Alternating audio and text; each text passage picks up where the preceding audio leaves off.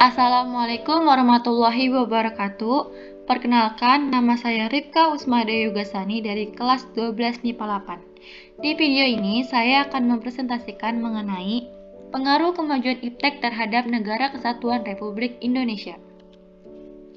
Pengaruh iptek dalam berbagai bidang, yang pertama ada politik, kedua ekonomi, ketiga sosial budaya, dan yang keempat hukum pertahanan dan keamanan.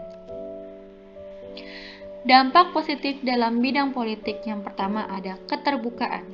Dengan adanya keterbukaan, dimungkinkan akan dapat mencegah praktik korupsi, kolusi, dan nepotisme, sehingga dapat dicapai pemerintahan yang bersih dan berwibawa.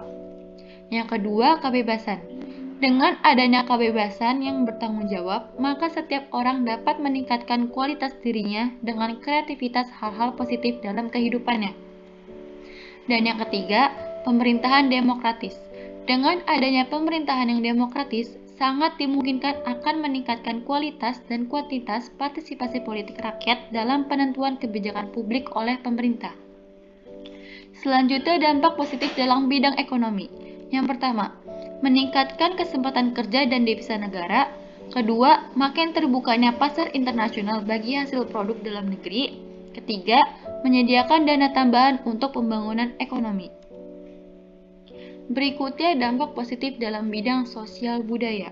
Yang pertama, informasi yang ada di masyarakat dapat langsung dipublikasikan dan diterima oleh masyarakat. Setiap orang saling bertukar informasi satu sama lain. Informasi itu pun menyebar sampai kepada seluruh lapisan masyarakat dengan cepat melalui media telekomunikasi yang ada. Kedua, hubungan sosial antar masyarakat dapat berlangsung di mana saja dan kapan saja. Dampak positif dalam bidang hukum dan pertahanan keamanan. Yang pertama, makin menguatnya supremasi hukum, demokratisasi, dan tuntutan HAM.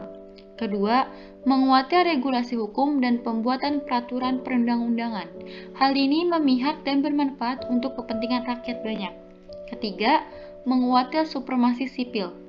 Supremasi sipil ditujukan dengan mendudukan tentara dan polisi sebatas penjaga keamanan, kedaulatan, dan ketertiban negara. Selain dampak positif, terdapat juga pengaruh negatif iptek dalam berbagai bidang.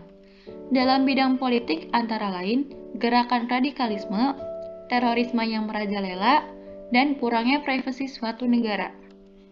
Dalam bidang ekonomi, diantaranya yang pertama, timbulnya kesenjangan sosial ekonomi yang terjadi akibat dari adanya persaingan bebas. Kedua, pemerintah hanya sebagai regulator pengaturan ekonomi yang mekanismenya akan ditentukan oleh pasar.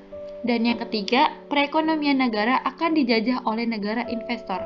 Karena seiring dengan makin mudahnya orang asing menanamkan modalnya di Indonesia, yang pada akhirnya mereka dapat mendikte atau menekan pemerintah atau bangsa kita. Selanjutnya, pengaruh negatif dalam bidang sosial budaya. Di antaranya yang pertama, munculnya gaya hidup konsumtif. Kedua, munculnya sifat hedonisme. Hedonisme yaitu kenikmatan pribadi dianggap sebagai suatu nilai hidup tertinggi. Ketiga, adanya sikap individualisme, yaitu sikap selalu mementingkan diri sendiri serta memandang orang lain itu tidak ada dan tidak bermakna. Keempat, munculnya gejala westernisasi, yaitu gaya hidup yang selalu berorientasi kepada budaya barat tanpa diseleksi terlebih dahulu. Dan yang terakhir, memudara sifat gotong royong, solidaritas, dan lain-lain.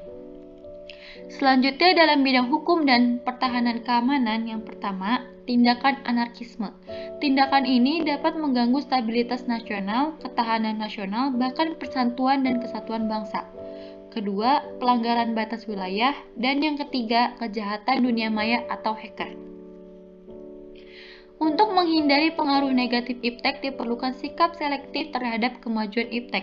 Dalam bidang politik, Indonesia harus segera mewujudkan hal-hal sebagai berikut. Yang pertama, mengembangkan demokratisasi dalam segala bidang.